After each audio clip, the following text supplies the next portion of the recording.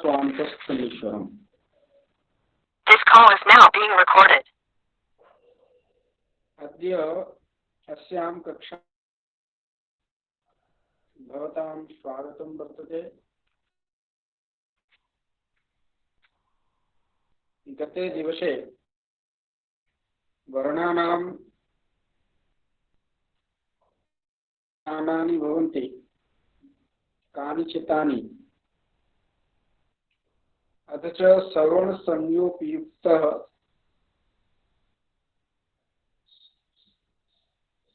यत् आभ्यन्तरत्वेन परिगणितः पंचधा प्रयत्नानां चर्चापि कृता।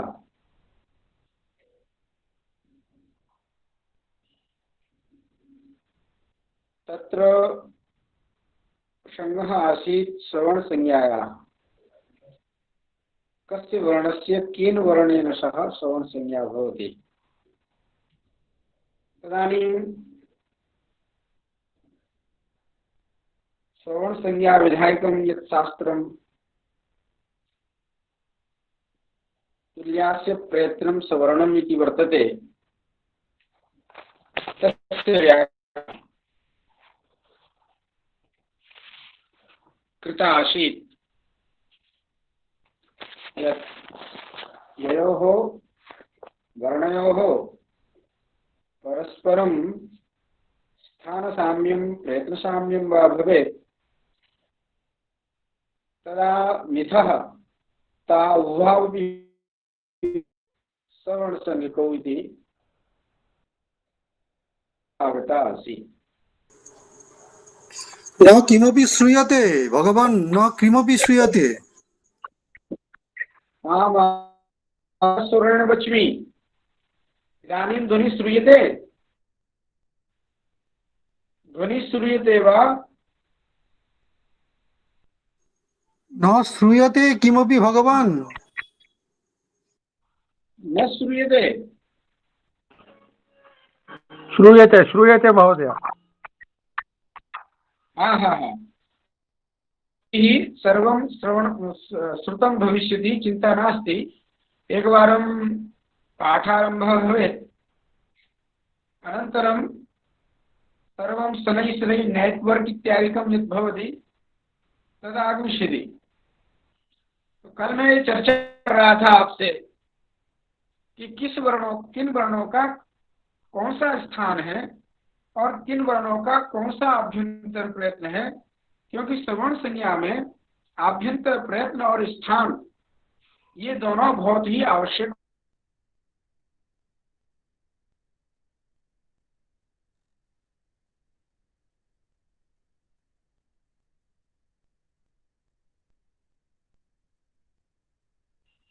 और श्रवण संज्ञा क्यों होनी चाहिए, क्या आवश्यक, चर्चा करते हैं कि किन वर्णों के साथ श्रवण संज्ञा होती है। चूंकि स्थान बता दिए गए हैं, प्रयत्न बता दिए गए हैं, अतः अब हम लेते हैं जैसे कंठस्थान वाले वर्ण हैं। कंठस्थान वाले वर्ण हैं कवर्ग, अकार, हकार, विसर्ग, जिह्वामूल। तो जिह्वामूल इत्यादि जो हमने 8 वर्ण बताए थे जिनकी स्थान कंठ है, तो उन वर्णों की श्रवण संज्ञा हो जाएगी। अब जैसे कवर्ग कोई लिया जाए तो क ख ग घ महात्मन् किमपि न श्रूयते। महात्मन् किमपि न श्रूयते।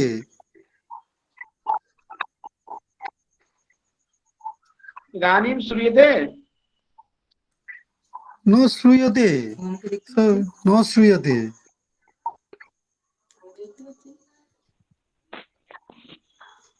इदानीं श्रूयते वा? इदानीं ध्वनि क्षीणा ध्वनि न श्रूयते भगवान्, न श्रूयते।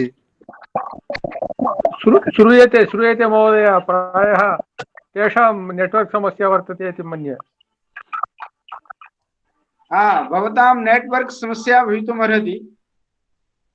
अनन्तरं शनैः शनैः नेटवर्क आगमिष्यति, अतः चिन्ता न करणीया। ये च येषां पार्श्वे ध्वनिरागच्छति ते सावधानतया शृण्वन्ति। अतः मैं चर्चा कर रहा था आपसे कि जैसे कवर्ग है, उदाहरण के तौर पर हम चर्चा कर रहे थे कि जैसे कवर्ग है, तो कवर्ग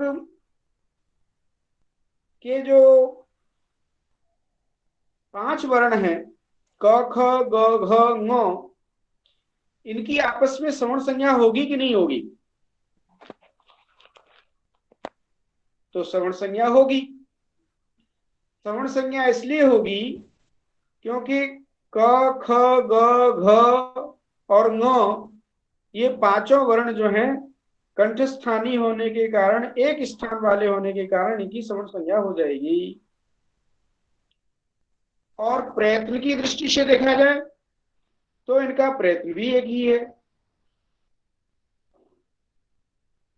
स्पर्श वर्णों का पृष्ठ प्रयत्न होता है, अतः इनका आभ्यंतर प्रयत्न देखा जाए तो स्पृष्ट प्रयत्न है, प्रयत्न भी एक है। और कंठ स्थान है, इस तरह से स्थान भी एक है। स्थान और प्रयत्न एक होने के कारण इन पांचों वर्णों की, कवर्ग में आने वाले पांचों वर्णों की श्रवण संज्ञा हो जाएगी। क की ख के साथ, ख की ग के साथ, ग की घ के साथ और इन चारों वर्णों की ङ के साथ श्रवण संज्ञा होगी। क्यों होगी? क्योंकि इन चारों पांचों वर्णों में जो स्थान साम्य है और प्रयत्न साम्य है, तो जिन वर्णों का जिन वर्णों के साथ स्थान साम्य होता है, प्रयत्न साम्य होता है, उनकी श्रवण संज्ञा होती है। तुल्यास्य प्रयत्नम सवर्णम। अब आपके मन में एक प्रश्न उठ रहा होगा कि कवर्ग का जो 5वां अक्षर है ङ, नासिका अधिक है, तो नासिका अधिक स्थान होने की क्या इसकी अन्य वर्णों के साथ श्रवण संज्ञा होगी या नहीं होगी? तो इसके बारे में आप लोगों को दृढ़ निश्चय कर लेना होगा कि श्रवण संज्ञा यत्किंचित स्थान साम्य होने पर या यावत स्थान साम्य होने पर किस परिस्थिति में होती है। महावैयाकरण नागेश भट्ट ने लघुशब्देन्दु शेखर पर इस पर खूब चर्चा की है। यदि यत्किंचित स्थान साम्य मान लिया जाए तो ई और ए की भी श्रवण संज्ञा हो जाएगी। जैसे ई का स्थान तालु है और ए का स्थान कंठ तालु है, तो कंठ तालु में तालु स्थान तो है ही है, ए का कंठ अधिक है, तो यत्किंचित स्थान साम्य मिल लेने के कारण जिस प्रकार ई का स्थान तालु है, ए का स्थान भी तालु है, माना कि उसका स्थान कंठ अधिक है, पर तालुत्वेन तो दोनों वर्णों का स्थान एक है। अतः संपूर्ण स्थान न मिल रहा हो पर यत्किंचित स्थान तो मिल ही रहा है, तो यत्किंचित स्थान साम्य होने के कारण ई और ए की श्रवण संज्ञा हो जानी चाहिए। तो ई और ए की यदि श्रवण संज्ञा होती है तो क्या दिक्कत आएगी? तो बहुत बड़ी समस्या होगी। जैसे एक प्रयोग है, भवति अग्रे एव, भवति अग्रे एव, यहां पर इको यणचि सूत्र से यण होता है। यदि आप इकार और एकार की सवर्ण संज्ञा कर लेंगे, क्योंकि ई का स्थान भी तालु है, ए का स्थान भी तालु है, भले ही कंठ स्थान अधिक है पर तालु स्थान तो उसका है ही है, तो दोनों का एक स्थान होने के कारण यहां पर ई और ए की सवर्ण संज्ञा हो जाएगी। ई और ए की यदि सवर्ण संज्ञा होती है तो वहां पर अक सवर्ण दीर्घ सूत्र आ जाएगा, अक से सवर्ण अच परे मिल जाएगा। तो यहाँ पर भवती अग्रे एव, इस स्थिति में यण न होकर के दीर्घ होने लगेगा। तो भवत्येव प्रयोग कैसे बनेगा? इसलिए हम ये मानते हैं कि यत् किंचित स्थान साम्य होगा तो सवर्ण संज्ञा नहीं होगी। तो कहा चलो ठीक है, यत् किंचित स्थान साम्य जो है सवर्ण संज्ञा का प्रयोजक नहीं है तो कोई बात नहीं है। यावत स्थान साम्य होना चाहिए, यावत का मतलब है दोनों वर्णों का परस्पर सावर्ण होना, संपूर्ण रूप में एक रूप में होना जरूरी है। तो कहां समस्या आएगी? समस्या आएगी प्रशांत शब्द बनता है या प्राण शब्द बनता है, तो वहां चौकू से कुत्थ होकर के नुन का जो अनुस्वार का न है उसको न होकर के प्राण प्रयोग बनाते हैं।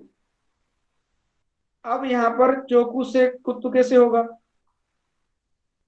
क्योंकि न का स्थान नासिका अधिक हो रहा है। इस तरह से यावत स्थान साम्य मानेंगे कि यत्किंचित स्थान साम्य मानेंगे, इसकी चर्चा शेखर आदि ग्रंथों में आती है, महाभाष्य में भी आती है। तो वहां निष्कर्ष निकाला जाता है कि यावत स्थान साम्य ही होना चाहिए, यत्किंचित स्थान साम्य मानने से काम चलेगा नहीं, संपूर्ण स्थान मिलना चाहिए। इसीलिए भवती अग्रे एव, इस स्थिति में ई और ए में सवर्ण संज्ञा नहीं होती है। क्यों नहीं होती है सवर्ण संज्ञा? क्योंकि उसका कंठ स्थान अधिक है। दोनों वर्णों का जिस वर्ण के साथ सवर्ण संज्ञा होनी है वह समग्र कार्य रूप से एक स्थान वाले होने चाहिए। थोड़ा भी अधिक स्थान होता है तो सवर्ण संज्ञा में वहां सवर्ण संज्ञा नहीं होगी, यह निष्कर्ष निकल के आता है। तो प्राण इत्यादि, प्रशान इत्यादि प्रयोग कैसे बनेंगे? वहां तो अधिक नासिका स्थान अधिक है। तो कवर की बात कर रहा था मैं, कवर की आपस में सवर्ण संज्ञा होगी कि नहीं? क्योंकि कवर्ग एक ऐसा वर्ग है जिसका स्थान भी एक है और प्रयत्न भी एक है। स्थान कंठ है और प्रयत्न स्पृष्ट है, अतः स्पृष्ट और कंठ एक स्थान प्रयत्न होने के कारण कवर्ग में आने वाले जितने भी वर्ण हैं उनकी सवर्ण संज्ञा हो जानी चाहिए। अब आप कहेंगे कि न की सवर्ण संज्ञा तो होगी नहीं, क्योंकि यावत स्थान साम्य यहाँ है नहीं, यहाँ न का नासिका स्थान अधिक है, तो इसकी सवर्ण संज्ञा अन्य कवर्गीय चार वर्णों के साथ कैसे होगी? तो इसके बारे में निष्कर्ष निकाला। भाष्यकार कहते हैं कि भैया जिसका स्थान प्रयत्न एक हो उसकी सवर्ण संज्ञा होगी। ये जो नासिका स्थान है वह आस्य में नहीं आता। आस्य का मतलब है आस्य भवम, नासिका जो है वो आस्य के अंतर्गत नहीं आती है। ओष्ठात् प्रवृत्ति प्राक काकलकाद आस्यम, ओष्ठ से लेकर के काकलक पर्यंत को ही आस्य कहा जाता है, उसमें नासिका नहीं आती। अतः न वर्ण का नासिका स्थान अधिक होने पर भी सवर्ण संज्ञा तो होगी, क्योंकि नासिका स्थान को हमने आस्य से बहिर्भूत कर दिया।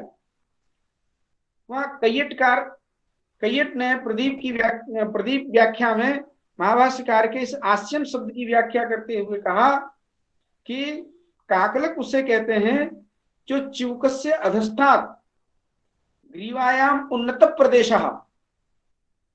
चिवुक कहते हैं ठोड़ी, उससे नीचे की ओर गले में जो उन्नत प्रदेश है, उठा हुआ प्रदेश है, उसी को हम काकलक कहते हैं।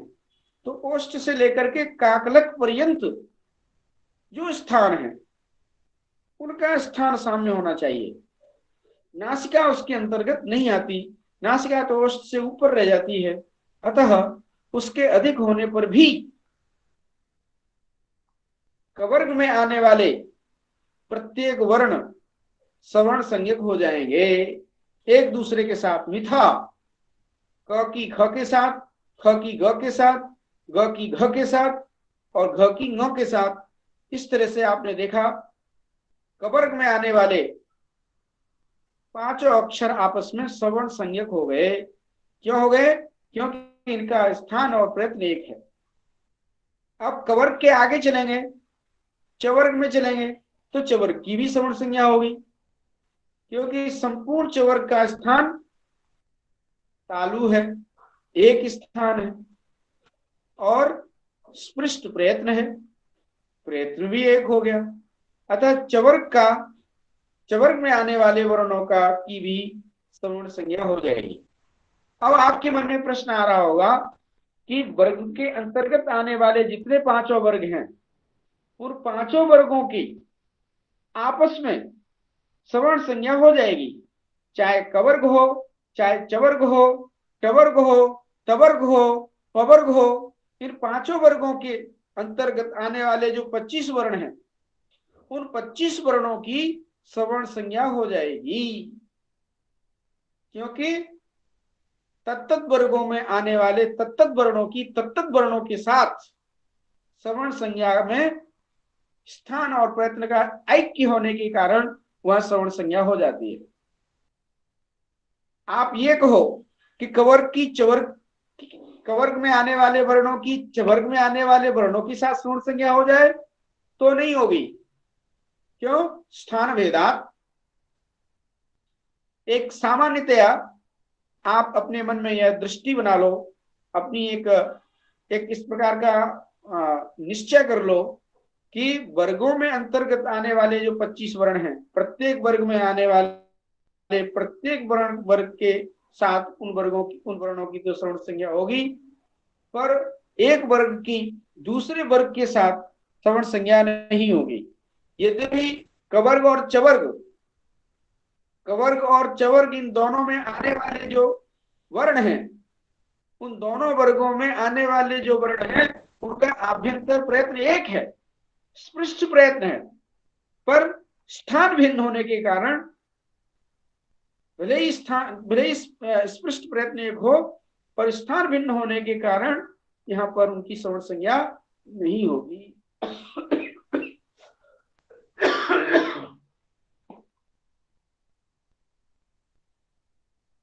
तो कहां सवर्ण संज्ञा होनी है और कहां सवर्ण संज्ञा नहीं होनी है,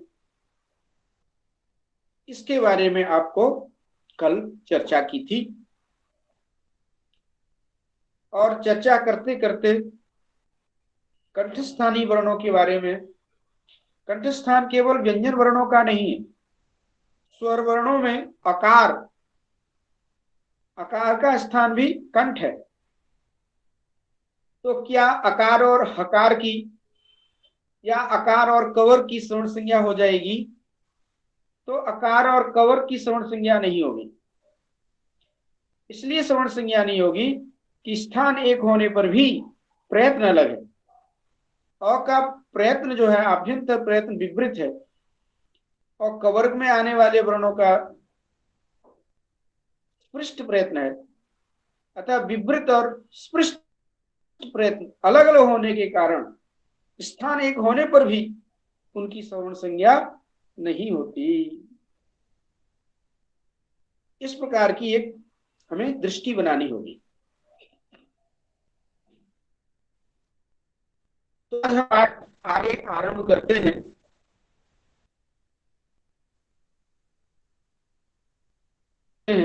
यह चर्चा कल हमने की थी।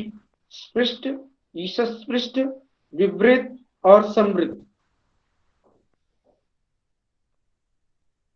यहाँ 4 प्रकार के प्रयत्न इसलिए बतलाए जाते हैं, 5 प्रकार के प्रयत्न क्यों नहीं बतलाए जाते हैं? आपने लोक सिद्धांत कौमुदी जैसे ग्रंथ में पढ़ा होगा, वहां उन्होंने 5 प्रकार के प्रयत्न बतलाए।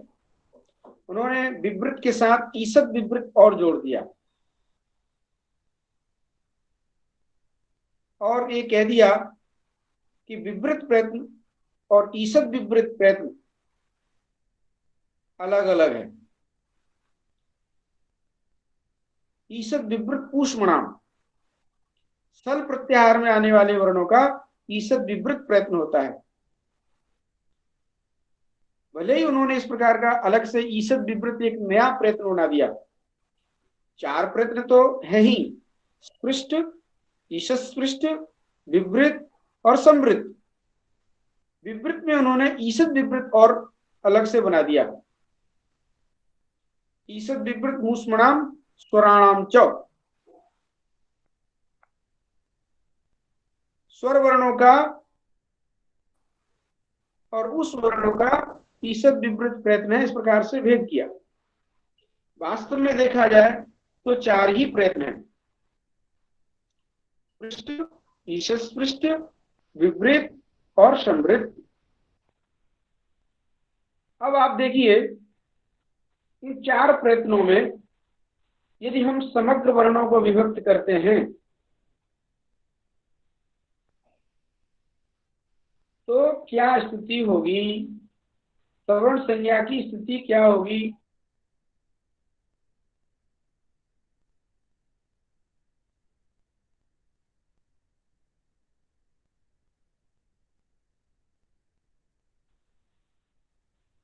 तो इसके लिए हमें थोड़ा सा और आगे पढ़ना होगा। ह्रस्वस्य वर्णस्य प्रक्रिया सायाम तो विवृत में हो, सिद्धांत कौमुदी में विवृत, विवृतम ऊष्मणाम स्वराणाम च ऐसी बात आती है। विवृत प्रयत्न जो है ऊष्म और स्वर, उन दोनों का हमने विवृत प्रयत्न कर दिया। लघु सिद्धांत कौमुदी में अंतर है, वहां केवल ईसद विवृत प्रयत्न ही ऊष्म वर्णों का है। सिद्धांत कौमुदी में विवृत प्रयत्न केवल स्वर वर्णों का ही नहीं है, अपितु ऊष्म वर्णों को भी ले लिया जाता है। ऊष्म वर्णों में स, स, ह, ये 4 वर्ण आते हैं। अब यहां पर हमें थोड़ा सा देखना होगा कि किस तरह से कहां क्या आपत्ति आएगी। इससे पहले अभी समृद्ध प्रयत्न के बारे में थोड़ा सा हम चर्चा करेंगे। समृद्ध प्रयत्न और विवृत प्रयत्नों में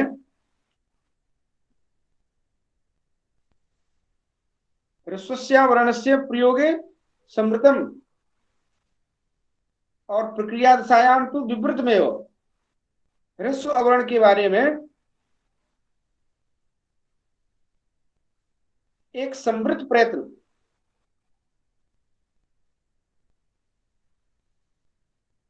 केवल ह्रस्व अवर्ण के बारे में चर्चा है। ह्रस्व अवर्ण जो है जब हम प्रयोग करते हैं तो वह समृद्ध हो जाता है और प्रक्रिया दशा में तो विवृति रहेगा। प्रक्रिया दशा का मतलब है साधनिक अवस्था। जब हम कोई प्रयोग बनाते होते हैं, जैसे दंड अग्रे आढ़कम, अब यहां पर हमें आकर्षण दीर्घ से दीर्घ करना है, तो ऐसी स्थिति में जहां सूत्र प्रवृत्त होने हैं, यण गुण दीर्घ इत्यादि कार्य करने हैं, उस स्थिति में तो ह्रस्व अवर्ण का विपरीत प्रयत्न ही रहेगा। पर ह्रस्व अवर्ण का जब हम प्रयोग करेंगे, अर्थात यण गुण दीर्घ वृद्धि इत्यादि जो कार्य हैं, वो जब कार्य उत्पन्न होंगे और वाक्य में प्रयोग करने लगेंगे तो वहां पर उस ह्रस्व अवर्ण का समृद्ध प्रयत्न होगा। ऐसा करने से क्या होगा? ह्रस्व अवर्ण के बारे में तो प्रयत्न बतलाने की के लिए आवश्यकता क्या है,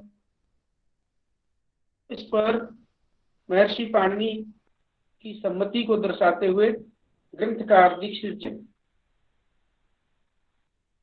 अष्टाध्यायी के सबसे अंत में एक सूत्र है अ, उसी सूत्र को हम पढ़ रहे हैं।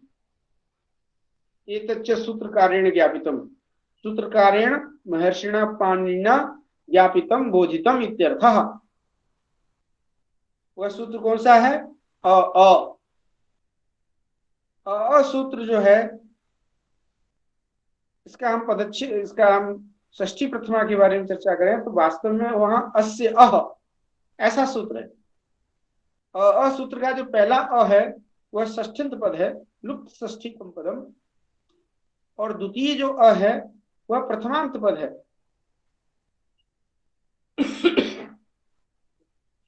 तो अस्य अह, अस्य स्थाने अह विधीयते। पहले वाला जो अ है वह विवृत षष्ठ्यंत, और दूसरा वाला जो प्रथमांत है अह वह समृद्ध। तो हमेशा ध्यान रखो, व्याकरण के पाणिनि सूत्रों में जो षष्ठ्यंत होता है उसको उद्देश्य बनाया जाता है, और जो प्रथमांत होता है उसे विधेय बनाया जाता है। तो षष्ठ्यंत जो अ है वह विवृत है, और प्रथमांत जो अ है वह समृद्ध है, अर्थात विवृत के स्थान पर समृद्ध का विधान किया जा रहा है। विवृतम अनुद्य समृतो अनेन विधीयते। विवृतत्व को हटा करके इसके द्वारा समृद्ध किया जाता है। इसलिए आपने अभी अभी पढ़ा था कि विवृत प्रयत्न होता है, आभ्यंतर प्रयत्न अच्छ वर्णों का विवृत प्रयत्न होता है, तो स्वाभाविक रूप से शिक्षा वचन के अनुसार अयुण इत्यादि में स्थित जो आकार है उसका स्वाभाविक तो विवृतत्व है। उसी विवृतत्व को हटा करके उसके स्थान पर समृद्धत्व का विधान करने के लिए महर्षि पाणिनि ने यह सूत्र बनाया है अ। इससे ये सिद्ध होता है, अ सूत्र की संरचना से यह सिद्ध होता है कि महर्षि पाणिनि भी स्वाभाविक रूप से अवर्ण को विवृत ही मानते हैं, विवृत प्रयत्न वाला ही मानते हैं, और उसी विवृतत्व को हटाने के लिए उन्होंने सूत्र की रचना की। अ विवृतत्व को हटा करके उसको समृद्ध बना देना। और यह सूत्र जो है संपूर्ण अष्टाध्यायी के बिल्कुल अंत में है। अंत में सूत्र इसीलिए रखा कि जब सारे कार्य हो जाएं, ये जो बात आई है ना, ह्रस्वस्य वर्णस्य प्रयोगे समृतम प्रक्रिया दशायां विवृतमेव, यह बात अ सूत्र से स्पष्ट होती है। साधनिका अवस्था जो होती है, यह गुण दीर्घ इत्यादि जो व्याकरण में किए जाने वाले कार्य हैं, वह जिस प्रयोग में हो रहे हो, संपन्न हो रहे हो, तो वह साधनिका अवस्था होती है। उस साधनिका अवस्था में अ जाता ही नहीं है, क्योंकि ये त्रिपादी है, त्रिपादियों में भी पर त्रिपादी है। यह संपूर्ण अष्टाध्यायी के प्रति असिद्ध ही रहेगा, चाहे सपासप्ताध्यायी हो या फिर त्रिपादी हो, इन संपूर्ण सूत्रों के प्रति यह असिद्ध रहेगा। मतलब यह है कि वह सूत्र जब जब अपना काम करने आएंगे, प्रवृत्त होंगे, तब यह सूत्र दिखाई ही नहीं पड़ेगा। तो फिर यह सूत्र लगेगा कहाँ? जब असिद्ध ही रहेगा, फिर इस सूत्र की आवश्यकता क्या है? तो कहते हैं कि जब संपूर्ण कार्य हो जाएंगे, प्रयोग परिनिष्ठित हो जाएगा, यण गुण दीर्घ वृद्धि इत्यादि जो भी कार्य जहां प्राप्त होते हैं, जहां कहीं भी जिस तरह से भी प्राप्त होते हैं, वह जब पूरे कार्य हो जाएंगे, संपन्न हो जाएंगे, तब यह सूत्र पीछे से आएगा और आकर के उस विवृत को संवृत बना देगा। इसीलिए कहा ह्रस्वस्य वर्णस्य प्रयोगे दशायाम प्रयोगे संवृतम। प्रयोग का मतलब यह है कि जहां अब कोई भी सूत्र लगने की स्थिति में नहीं है और शब्द बन करके तैयार हो गया है, अब हमें उसका वाक्य प्रयोग करना है। कृष्ण राम खगः नीलः इत्यादि वर्णों में जो अ वर्ण सुनाई दे रहा है वह प्रयोग दशा में वह समृद्ध हो जाएगा। तो इस अ सूत्र को ध्यान में रखते हुए दीक्षित जी ने मूल में यह पंक्ति लिखी, ह्रस्वस्य वर्णस्य प्रयोगे समृतम और प्रक्रिया दशायाम तो विवृतम एवं। अब यहां पर एक बात ये आती है कि यह सूत्र संपूर्ण अष्टाध्यायी के प्रति सिद्ध होता है। वह कैसे सिद्ध होता है, वह कौन सा सूत्र है? तो वह सूत्र है पूर्वत्रा सिद्धम। अस्य चाष्टाध्यायी संपूर्णाम प्रत्यसिद्धत्वात् शास्त्र दृष्टिया विवृतत्वम अस्तेव। शास्त्र की दृष्टि में, सूत्र की दृष्टि में जब यण गुण इत्यादि कार्य होना होगा उसकी दृष्टि में तो ये विवृत का विवृत ही रहेगा। इसलिए दंड अग्रे आडगम में किसी ने ये जो शंका पैदा की थी कि दंड का ड का जो अ है वो विवृत है, आडगम का जो आ है वो समृत है, तो समृत और विवृत दोनों के अलग अलग होने के कारण भले ही स्थान एक है पर श्रवण संज्ञा नहीं होने से अकस्रुण्य दीर्घ से दीर्घ कैसे होगा, उनका यह प्रश्न, उनकी यह आशंका, उनकी यह जिज्ञासा यहाँ पर अ सूत्र के द्वारा शांत कर दी गई। भैया जब सूत्र प्रवृत्त होंगे तो वहां विवृत ही रहेंगे, चाहे पूर्व वाला हो चाहे उत्तर वाला हो। तो शास्त्र दृष्टिया विवृतत्व अस्तेव, शास्त्र की दृष्टि में वहां विवृतत्व ही बना रहेगा। तो यह अ सूत्र संपूर्ण अष्टाध्यायी के प्रति असिद्ध रहता है, ऐसा अर्थ करने वाला ये सूत्र है वो कौन सा सूत्र है? तो उसके बारे में आगे कहते हैं तथा सूत्रम पूर्वत्रा सिद्धम। पूर्वत्र इति अव्ययपदम असिद्धम इति प्रथमिक वचनांतम पूर्वत्रा सिद्धम। पूर्वत्र पूर्वस्मिन् इति पूर्वत्र असिद्धम। या असिद्धम का मतलब क्या है? असिद्धम का मतलब केवल आरोप मात्र है, वास्तविकता नहीं है, क्योंकि संपूर्ण व्याकरण शास्त्र काल्पनिक है। यह केवल बालानाम उपलालना है। पर अभी तो आप काल्पनिक मत समझिए, अभी तो इसको स्पष्ट रूप से समझिए, यथावत यथार्थ समझिए। ये व्याकरण शास्त्र का दर्शन है, दार्शनिक अंश है। यह कभी भविष्य में चर्चा होगी तो बतलाएंगे। फिलहाल पूर्वत्रा सिद्धम के तरफ चलते हैं। पूर्वत्रा सिद्धम सूत्र 8वें अध्याय के दूसरे पाद का पहला सूत्र है। अर्थात इस सूत्र से पहले 7 अध्याय और 8वें अध्याय का एक पाद, पादेन सहितम सपादम। सपाद कौन? सप्ताह 7 अध्याय पाद के सहित 8वें अध्याय में 4 पाद हैं, उसका एक पाद और ले लीजिए। ये अष्टाध्यायी का क्रम है, प्रत्येक अध्याय में 4 पाद होते हैं, प्रथम द्वितीय तृतीय चतुर्थ। तो 7 अध्याय और 8वें अध्याय का प्रथम पाद जब पूर्ण हो जाता है उसके बाद 8वें अध्याय का जब द्वितीय पाद शुरू होता है तो उसके सबसे पहले यही सूत्र है पूर्वत्रा सिद्धम।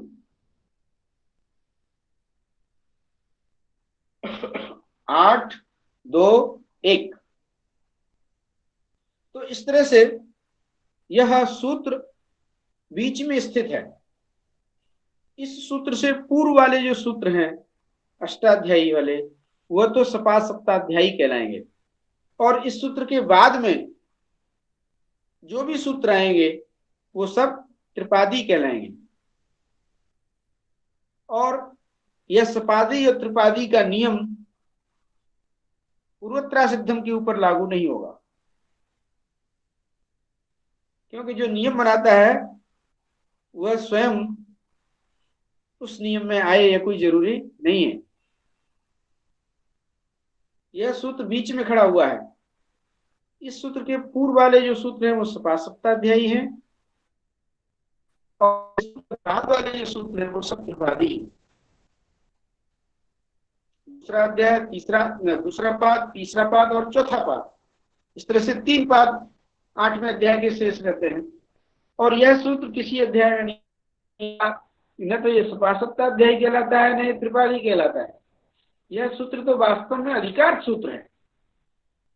अधिक्रियते इति अधिकारः, अधिकारोऽयम्, अधिक्रियते इति अधिकारः में कर्मणि घय, अधिक पूर्वक धातु से कर्म में घय करिए, अधिक्रियते यह सह अधिकारः, कर्म में घय करके हम अधिकार शब्द की निष्पत्ति करेंगे। अयम अधिकारः, घयंत जो है पुल्लिंग में होते हैं, अतः अयम अधिकारः। सूत्र शब्द तो नपुंसक लिंग है, तो इदम सूत्रम कहते तो अधिकारः पुल्लिंग नहीं कह सकते थे। यह जवंता पुल से घयंत जो शब्द होते हैं पाणिनि का लिंगानुशासन का सूत्र है, वह पुल्लिंग हो जाता है, अतः अयम अधिकारः। तेन सपार सप्ताध्यायीन प्रति त्रिपाद्य सिद्धा और त्रिपाद्याम भी पूर्वम प्रति परम शास्त्र सिद्धम स्यात्। देखिए, इस सूत्र को यदि अधिकार सूत्र नहीं मानते, केवल बीच में स्थित सामान्य विधि सूत्र मान लेते, तो इस सूत्र का केवल इतना अधिकार यही अर्थ होता कि सपाद सप्ताध्यायी के प्रति त्रिपादी सिद्ध होता है।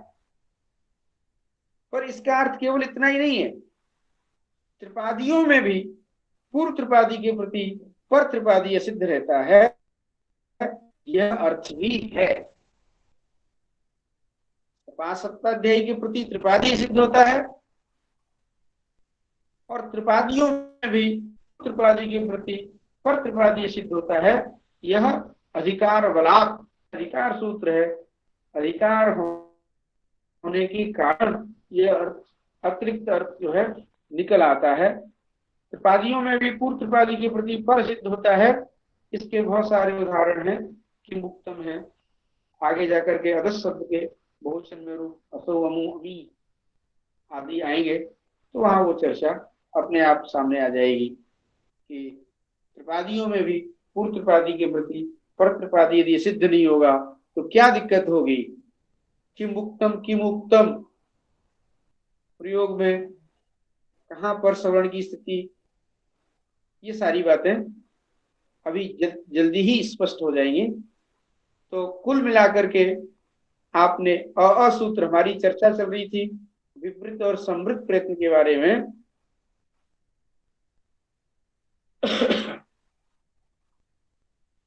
तो ह्रस्वस्य वर्णस्य प्रयोगे समृतम प्रक्रिया दशायां तो विपरीतमेव, इस तरह से स्पृष्ट, ईशस्पृष्ट, विपरीत और समृद्ध 4 प्रकार के भेद बाह्य प्रयत्न माने जाते हैं, आभ्यंतर प्रयत्न माने जाते हैं। ये आभ्यंतर प्रयत्न वास्तव में इनका ही श्रवण संज्ञा में उपयोग होता है, बाह्य प्रयत्नों का श्रवण संज्ञा में उपयोग ही नहीं होता। तो फिर बाह्य प्रयत्नों की आवश्यकता और उसको बतलाने का क्या कारण है, उनको आगे किस लिए लाया जाए। तो आंतरतम्य परीक्षा का जहां सादृश्यतम कौन है इसका जहां निर्णय करना होता है, तो उसके लिए हम बाह्य प्रयत्नों का आविष्कार करते हैं। बाह्य प्रयत्न के आधार पर हम ये पता लगा लेते हैं कि कौन वर्ण किस वर्ण के साथ अत्यंत सदृश है। सदृश होना अलग बात है, सवर्ण होना अलग बात है, दोनों बातें अलग अलग हैं, ये बातें ध्यान में रखना। सवर्ण संज्ञा होना एक अलग बात है, पर सदृशतम होना, समान होना, ये एक अलग बात। तो सदृशतम बनाने के लिए बाह्य प्रयत्नों की आवश्यकता पड़ती है। आइए हम बाह्य प्रयत्नों के बारे में जानते हैं। बाह्य प्रयत्न कौन कौन से हैं और किन किन वर्णों के कौन कौन से बाह्य प्रयत्न हैं, बाह्य प्रयत्न कितने प्रकार के हैं, यह चर्चा हम आगे करते हैं। बाह्य प्रयत्नस्तु एकादशधा। दीक्षित जी आगे लिखते हैं कि बाह्य प्रयत्न जो है वह एकादश माने 11 प्रकार के हैं। विवारः, संवारः, श्वासो, नादो, घोषो, अघोषो, अल्प प्राणो, महाप्राण, उदात्त, अनुदात्त और स्वरित। ये वहां की उन्होंने पंक्ति में इस तरह से परिगणन किया है। विवार, संवार, श्वास, नाद, घोष, अघोष, अल्प प्राण, महाप्राण, उदात्त, अनुदात्त और स्वरित। अब बाह्य प्रयत्नों की यद्यपि यहाँ सवर्ण संज्ञा में कोई उपयोगिता नहीं है, पर चूंकि वर्णों के प्रयत्नों का प्रकरण चल रहा है, अतः बाह्य प्रयत्नों के बारे में भी बता देना उचित है। इस दृष्टि को ध्यान में रखते हुए यहाँ पर भट्टो दीक्षित जी ने 11 प्रयत्न, 11 प्रकार के बाह्य प्रयत्नों की चर्चा की है। अब किन वर्णों का कौन सा बाह्य प्रयत्न है, इसके बारे में हम चर्चा करते हैं। खयाम यमा खय कह पौ विसर्गः सर एव च एते श्वासानुप्रदाना अघोषाश्च विवृण्वते कंठम। आगे श्लोक है। खयाम यमा खय कह पौ विसर्गः सर एव च एते श्वासानुप्रदाना घोषाश्च विवृण्वते कंठम। अन्ये तु घोषा स्युः समृतानादभागिनः अयुग्मा वर्गयमगाः यणश्चाल्पा सवस्मिताः। ये दो श्लोक हैं। इन दो श्लोकों की व्याख्या हम कर लेते हैं। यद्यपि इन दोनों श्लोकों की व्याख्या स्वयं दीक्षित जी ने आगे की है, पर यहाँ ये ध्यान रखो, खयाम यमा खय कहपो, खय और खयों के यम और जुवामूलीय और उपदमानी। खयाम यमा खय, खय प्रत्याहार है। खप छठ थ तब के ख से लेके कप के य तक आता है। खप छठ थ चट त कप, कितने वर्ण आते हैं? वर्गों के द्वितीय अक्षर और वर्गों के प्रथम अक्षर। चट तप खप छठ थ, ये जो 8 वर्ण हैं ये ख कहलाते हैं। और इनके यम, यम क्या है ये अभी स्पष्ट करेंगे हम आपको।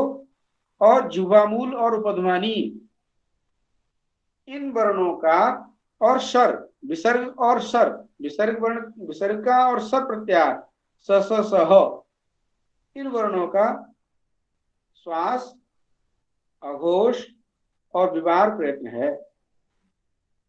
और अन्य तो इन वर्णों से अतिरिक्त जो वर्ण है उन वर्णों का घोष, संवार और नाद प्रयत्न है। अन्य तो घोषास्यु, संवृत माने संवार, और नाद, नाद भागिना का मतलब नाद, संवार नाद घोष माने हस प्रत्याहार तक आ गए। खय प्रत्याहार खप छठ तब से प्रारंभ होता है, इसका मतलब उससे पहले का जवगढ़ के स तक तो हस प्रत्याहार आता है। हैवरट के ह से लेकर जवगढ़ के स तक उस हस प्रत्याहार में आने वाले वर्णों का संवार नाद घोष प्रयत्न है।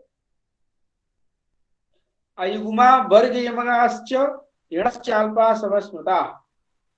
अयुग्म कहते हैं प्रथम, तृतीय और पंचम,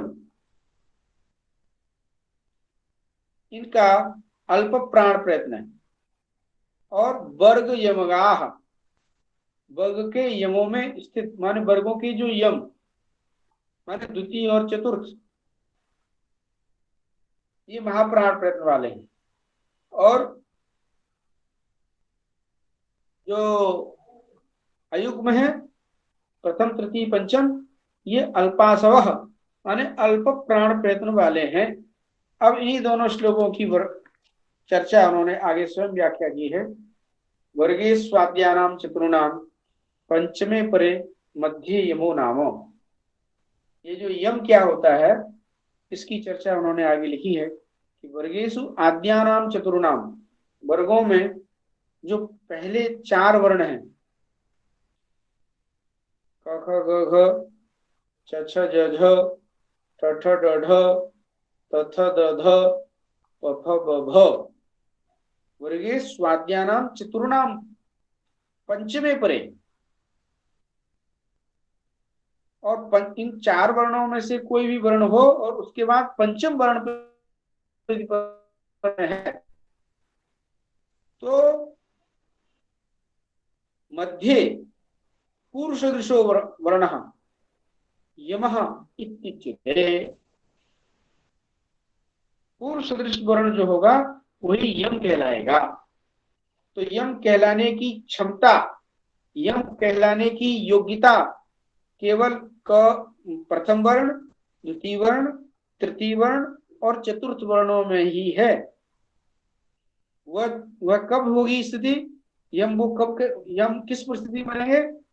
जब वर्गों के पंचम अक्षरों में से कोई भी अक्षर पर में होना चाहिए और पूर्व में प्रथम द्वितीय तृतीय चतुर्थ इनमें से कोई भी एक अक्षर पर में हो, पूर्व में हो, और बीच में जो वर्ण आएगा वह तत्सदृश ही होना चाहिए, तभी वह यम कहलाएगा। वर्गे स्वाद्यानाम चतुर्णाम पंचमे परे मध्य यमो नाम, बीच में स्थित जो है वर्ण पूर्व सदृश वर्ण, जो मध्य में स्थित है उसी को हम यम कहेंगे।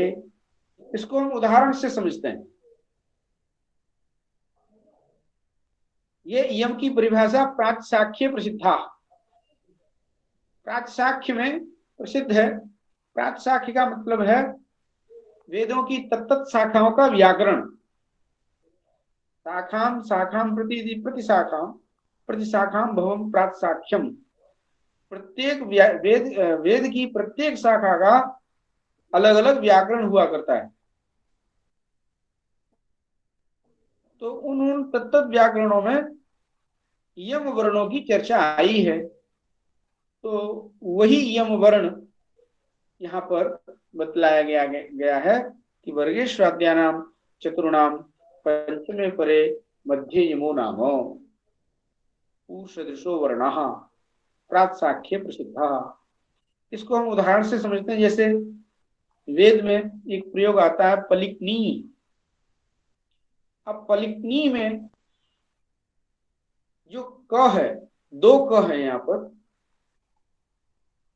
और उसके जस्ट बाद में पंचम अक्षर न है। तो न से पूर्व जो क के 2 स्वरूप दिखाई पड़ रहे हैं, क को द्वित्व हुआ है या 2 क है, उनमें जो बाद वाला क है वह यम कहलाएगा। वर्गेषु आद्यानाम चतुर्णाम पंचमे परे, पंचम वर्ण पर में है न, वह भले ही तवर्ग का है पर वह पंचम वर्ण है। तो पंचम वर्ण के परे रहते पूर्व सदृश जो वर्ण है, पूर्व में क, उसके सदृश जो वर्ण है बीच में रहने वाला जो क, वह क यम कहलाएगा। ऐसे ही चखनतु है, चखनतु में भी ख है, अग्नि में ग है और घृंति में घ है। तो आपने देखा कवर का उदाहरण देकर के दीक्षित जी ने यहाँ पर क ख ग घ, क ख ग घ, इन चारों वर्णों में यम किस तरह से सिद्ध किया, यह उदाहरण देकर करके आपको क ख ग परे तत्सदृशाः एव यमाः, ऐसा उन्होंने सिद्धांत कौमुदी में लिखा है। तो तत्र वर्गाणाम प्रथम द्वितीयाः खयः, खय प्रत्याहार में वर्गों के प्रथम अक्षर या फिर वर्गों के द्वितीय अक्षर, 5 वर्गों के। खय प्रत्याहार में कुल 10 वर्ण ही आते हैं, उनमें 5 तो वर्गों के प्रथम अक्षर हैं और 5 वर्गों के द्वितीय अक्षर हैं। इस तरह से तत्र वर्गाणां प्रथम द्वितीया खयः तथा तेषामेव यमाः, जो खय हैं और उन खयों के जो यम, वही खय रूप भी होंगे। अतः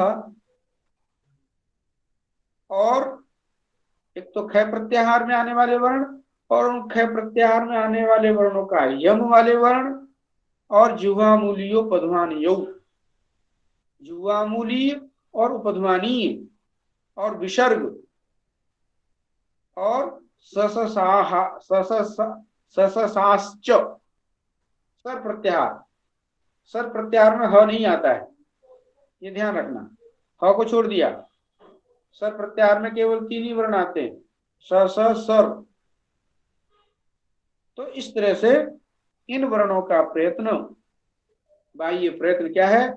विवार, श्वास और अघोष। इसी को लघुसिद्धांत कौमुदी में वरदरायाचार्य जी ने लिखा, खरो विवारा श्वासो होतश्च। खर प्रत्याहार में आने वाले वर्णों का विवार, श्वास, अघोष प्रयत्न। और अन्य शाम तो अब बचा क्या? हस प्रत्याहार बचा, एवरेट के ह से लेके जबरदस्त के सोदक। इन अन्य वर्णों के बारे में अन्य शाम तो संबारो नादो घोषश्च। संबार नाद घोष माने वर्गों के तृतीय अक्षर, वर्गों के पंचम अक्षर और वर्गों के चतुर्थ अक्षर। तृतीय, चतुर्थ और पंचम, ये तो वर्गों के वर्ण भेद हो गए। और य व र ल, ये शेष रह गए, ह और य व र ल। इन वर्णों का संवारनाद घोष प्रयत्न है। वर्गाणाम प्रथम तृतीय पंचमाः प्रथम तृतीय यमौ। इन्हीं प्रथम तृतीय पंचम और पंचम वर्णों का यम नहीं होता है, पंचम केवल प्रथम और तृतीय वर्ण का ही यम होगा। वर्गाणाम प्रथम तृतीय यमाः प्रथम तृतीय यमौ यरलवाश्च। ये जो है अल्प प्राण होते हैं। अल्प प्राण, अल्पासवः प्रथम अक्षर, तृतीय अक्षर और पंचम अक्षर, और य व र ल अंतस्थ। इन वर्णों का आभ्यंतर प्रयत्न अल्प प्राण होता है। संवारनाद घोष और अल्प प्राण प्रयत्न, इस तरह से 4 प्रयत्न हो गए। अन्य महाप्राणा, अन्य बचे कौन? इन्हीं हस प्रत्याहार में आने वाले जो द्वितीय अक्षर हैं। हस प्रत्याहार में नहीं आते द्वितीय अक्षर, चतुर्थ अक्षर आते हैं। और द्वितीय अक्षर खर प्रत्याहार में आते हैं। हस प्रत्याहार में केवल द्वितीय अक्षर आते हैं और पंचम अक्षर आते हैं, प्रथम अक्षर नहीं आते। प्रथम अक्षर खर प्रत्याहार में आते हैं। तो कुल मिलाकर के वर्गों के प्रथम, तृतीय और पंचम अक्षर हैं वो अल्प प्राण हैं। वर्गों के द्वितीय और चतुर्थ अक्षर हैं वो महाप्राण हैं। सल प्रत्याहार में आने वाले वर्णों को महाप्राण प्रयत्न कहा गया और यण प्रत्याहार में आने वाले वर्णों को अल्प प्राण प्रयत्न वाला कहा गया। इस तरह से हमने देखा कि जितने भी व्यंजन हैं, चाहे हस प्रत्याहार हो चाहे खर प्रत्याहार हो, इन दोनों प्रत्याहारों को लेकर के प्रत्येक वर्ण के 4 बाह्य प्रयत्न हो गए। अब इसको हम एक उदाहरण देकर के बतलाते हैं। जैसे कि क देख लीजिए आप, क का विवार श्वास घोष,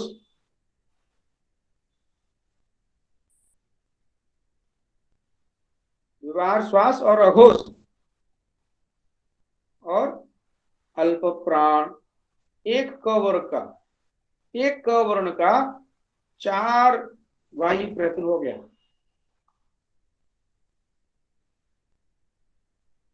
इसी तरह से कवर के जितने भी प्रथम अक्षर हैं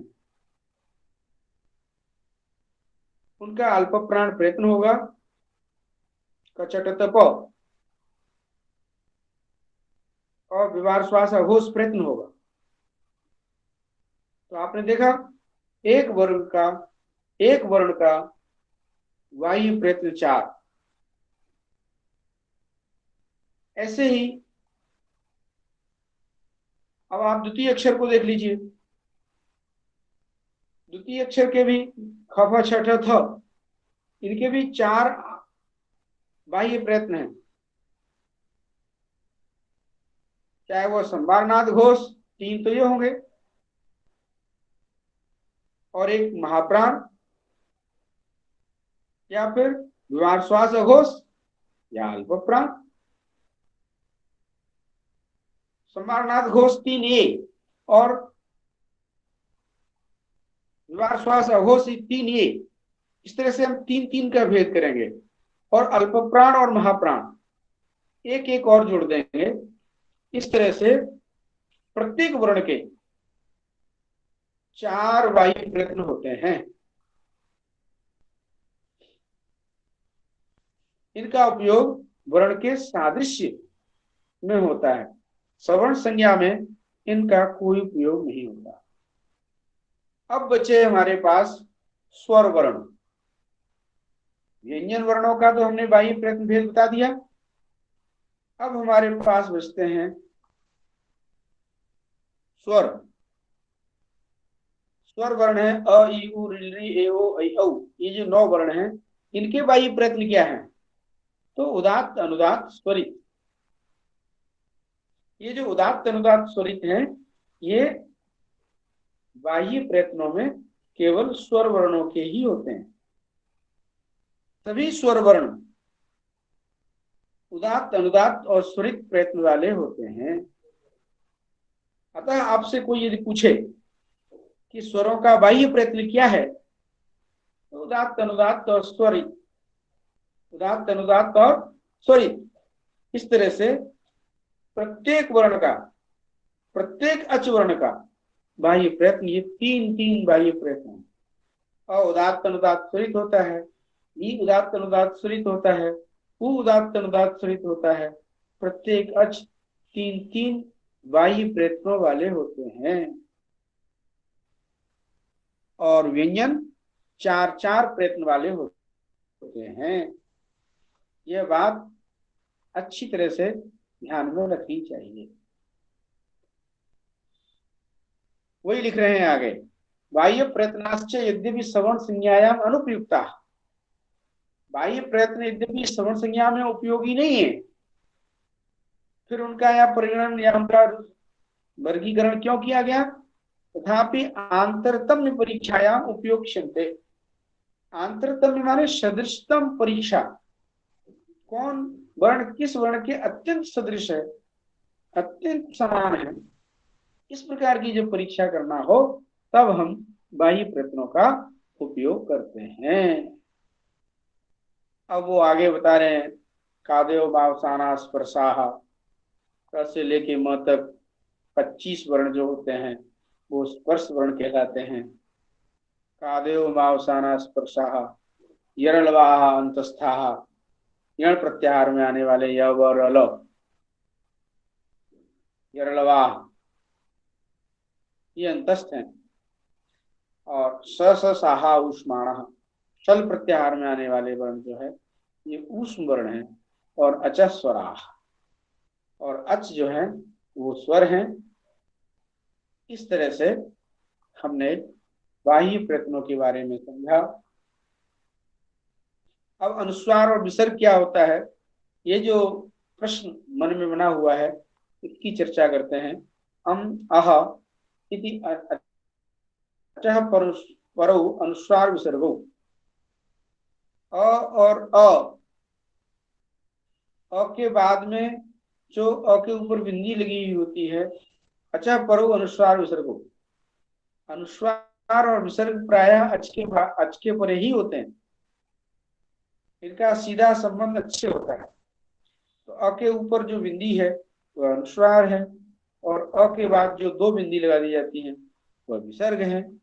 इति अतः परो अनुस्वार विसर्गो।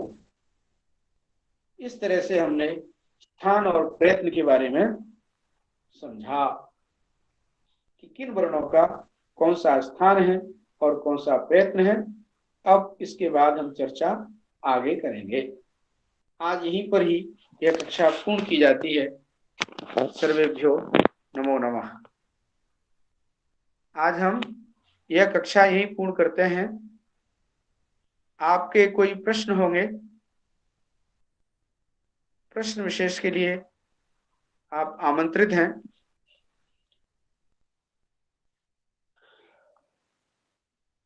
मुझे लगता है कि आज का पाठ बहुत सरल है, अतः इसमें कोई प्रश्न नहीं बन रहा है। आज कक्षा हम यहीं पर ही पूर्ण करते हैं। भूपेंद्र जी, कोई प्रश्न है क्या? गुरु जी प्रणाम। नहीं समझ में आया है है? जी गुरु जी, समझ में